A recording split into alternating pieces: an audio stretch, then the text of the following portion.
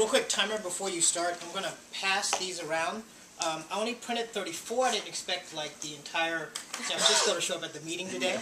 But please take 2, pass it around, and then at the end I'll get your emails and send you some.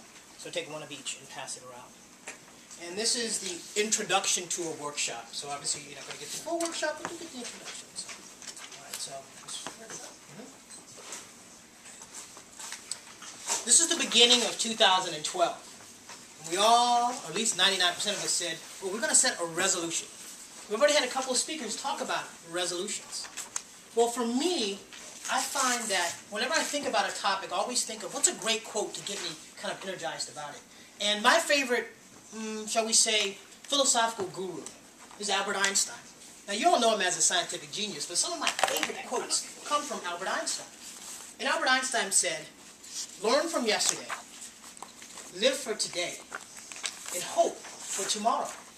So when I think about resolutions, it's like, yeah, that's pretty much what we do. We go, what happened yesterday, and what can I learn and do better?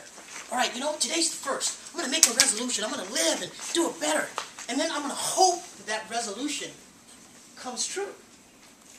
Well, today I would like to introduce to you a way to take that resolution from hope to actually achieving what that resolution is. And the way you want to do that is to not have resolutions, it's to have smarter resolutions, or smarter goals, as we like to call them. Now, I'm going to talk to you today, I'm going to introduce, over the next 6 minutes, the introduction to this workshop on smarter goals, on smarter resolutions. And we're going to quickly cover in this introduction 3 things. First, we're going to learn the difference between a resolution and a smarter resolution, or a smarter goal. Second, we're going to be able to understand how to utilize the smarter goal and smarter strategies worksheets for you to actually turn those resolutions into real achievable goals. And third, we're going to focus on one element of resolutions that I believe is by far the most important element to actually deciding if you're going to get something done. First of all, what's the difference between a resolution and a smarter goal? Well, first let's look at a resolution. I was actually surfing the internet like I do every single day, and I saw this wonderful cartoon, political cartoon that came up. And so basically it was 2 wild animals sitting out in the wild. It was a wolf and a dog. And the wolf was just sitting there and goes, you know, you live with humans. Tell me, what is this whole New Year's resolution thing about? So the dog looks over and goes, oh, it's their to-do list for the first week of January. And it's true, a lot of us make those resolutions. But by the time the year comes at the end, we're kind of making the same resolution that we started with because we didn't actually finish that resolution. How many of us have fell into that category?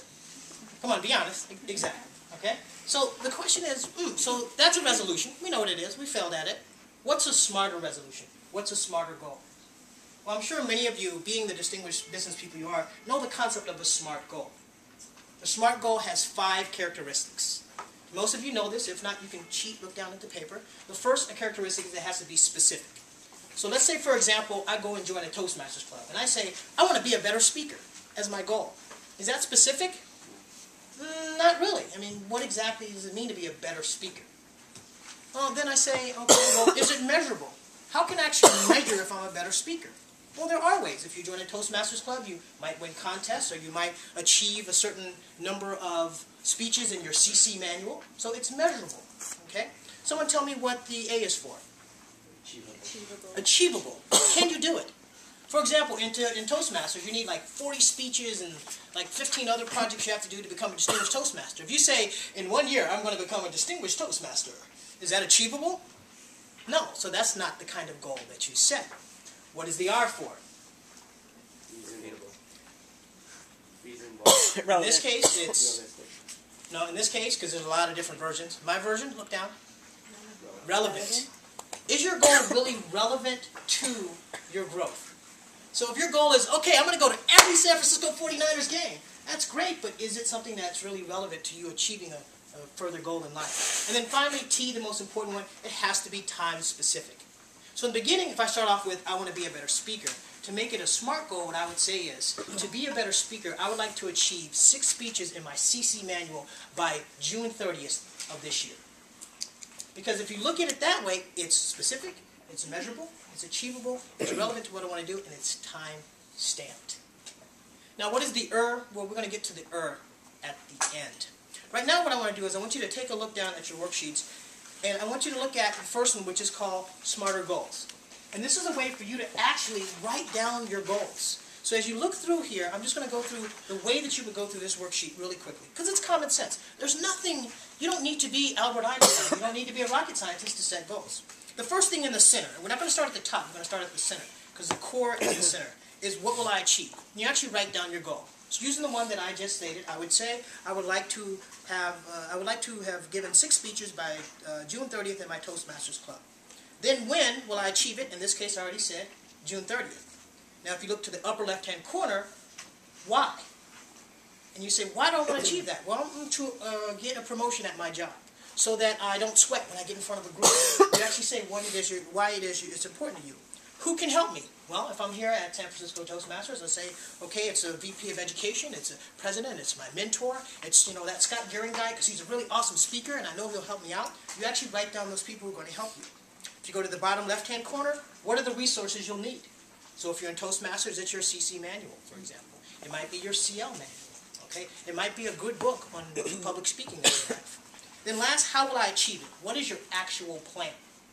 Now for this one, there's an entirely separate sheet, and that's what the second sheet is for. Now I know we're in San Francisco, and it should be back-to-back to save paper, but in reality, you need to visually see all of this at the same time.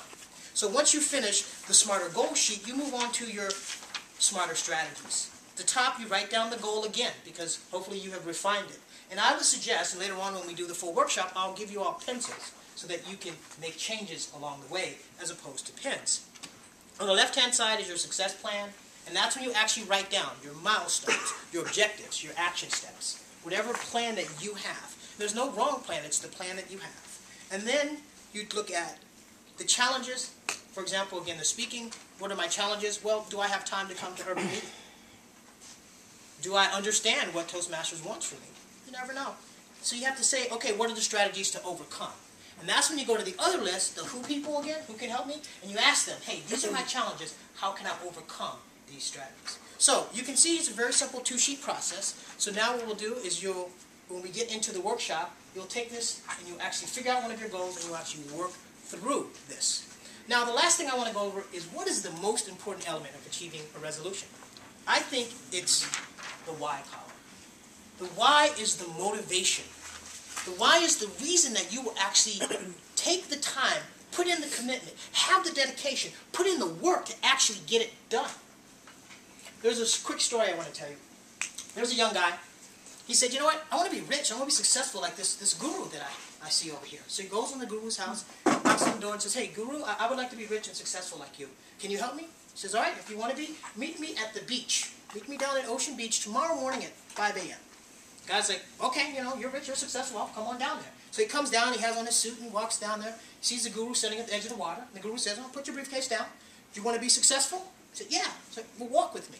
So he says, walks out into the water. The guy's thinking, man, this guy's like crazy, but he's rich, so okay, I'll listen to him. He says, do you really want to be successful? And he says, yes. So he walks him a little bit further in. Now the water's up to his chest. And he's thinking, man, this guy is nuts. I don't know if I want to deal with this guy.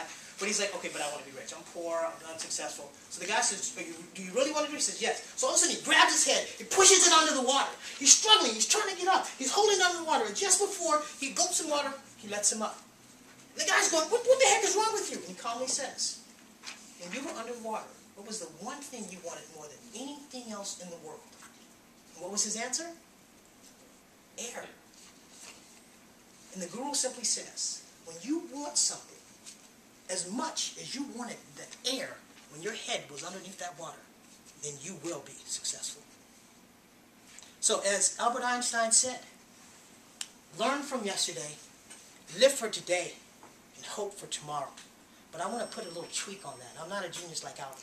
But I think instead of hoping for tomorrow, you plan and motivate yourself for tomorrow.